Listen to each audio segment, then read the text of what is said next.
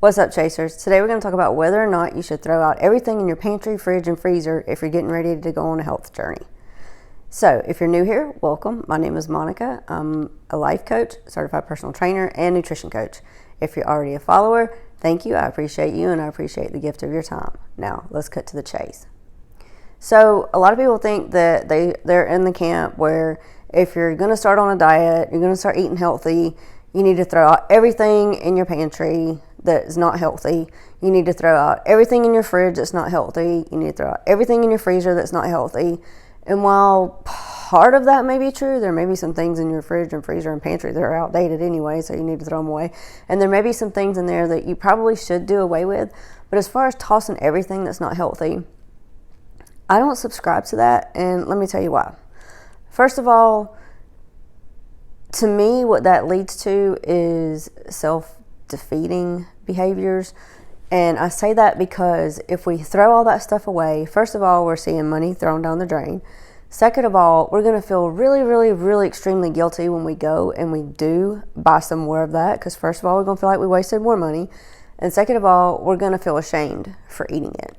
So what I say we do is, we try to make healthier choices. Like for me, it's not possible for me to throw out I guess I could, but my family's not going to eat everything that I want to eat. And just like I'm not going to eat everything that they want to eat. And so there's 4 of us here. So we have to, we have to take all of that into consideration. Not everybody has the same taste, likes, dislikes, all that stuff. So what I recommend is taking a few things. If you want to take an inventory of your pantry and, put it on a list and put it, how I like lists. Put it on a list and put it on your pantry door, or make a list of stuff in your fridge, freezer, put it on the door.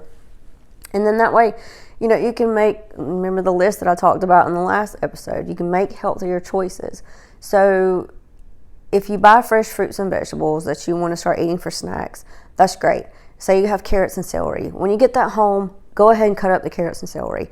And I found that when I do that, when I cut them in, strips, whatever you want to call them, sticks, I put them in water in my fridge, in cold water in my fridge, and they tend to last a lot longer than just throwing them back in the fridge or pulling them out and cutting them up whenever I want them. Because if I pull them out and cut them up whenever I want them, most of the time I'm too tired, I'm not going to take time to do that.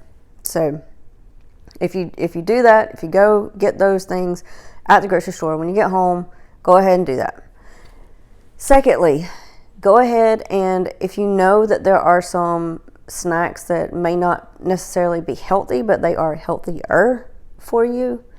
So I would say maybe instead of candy bars, maybe look at the nutrition labels on some protein bars or Quest bars or Cliff bars or those types of things.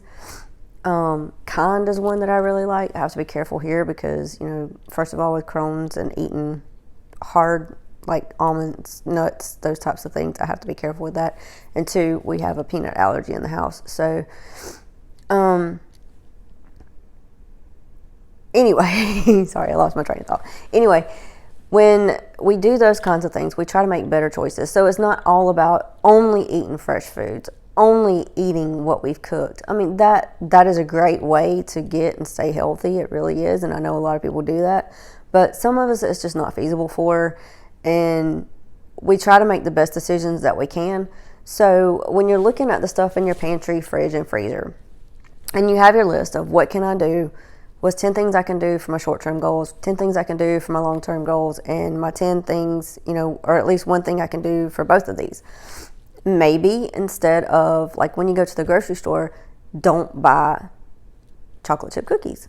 Buy something different that's still maybe going to be sweet, but not as sweet. I know a lot of times dried fruit has a lot of sugar in it.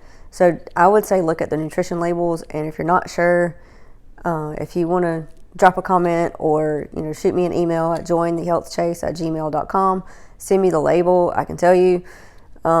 It's what I do. Also do one-on-one coaching and group coaching. So if you're interested in that, let me know. But yeah, if you see something like that and you're unsure, send me that. We can talk it over. There are things like crackers, cookies, chips. There are some that are going to be a lot healthier than others. And then you can also go for trail mix. And the trail mix that I eat is trail mix that I mix myself. It's pumpkin seeds, raisins, almonds, and sunflower seeds. And they're all the nuts are roasted and salted, so that's good. And then I throw in the raisins in there for the sweetness. You could get some, like, I'm not sponsored by anybody, so that's not going to matter, but like Lily's sugar-free chocolate chips, if you wanted some chocolate in there. And guys, those are pretty good. Like, they taste like chocolate chips. And they don't have like the aftertaste of some of the unsweetened chocolate does. Or even if you're like me and you like dark chocolate.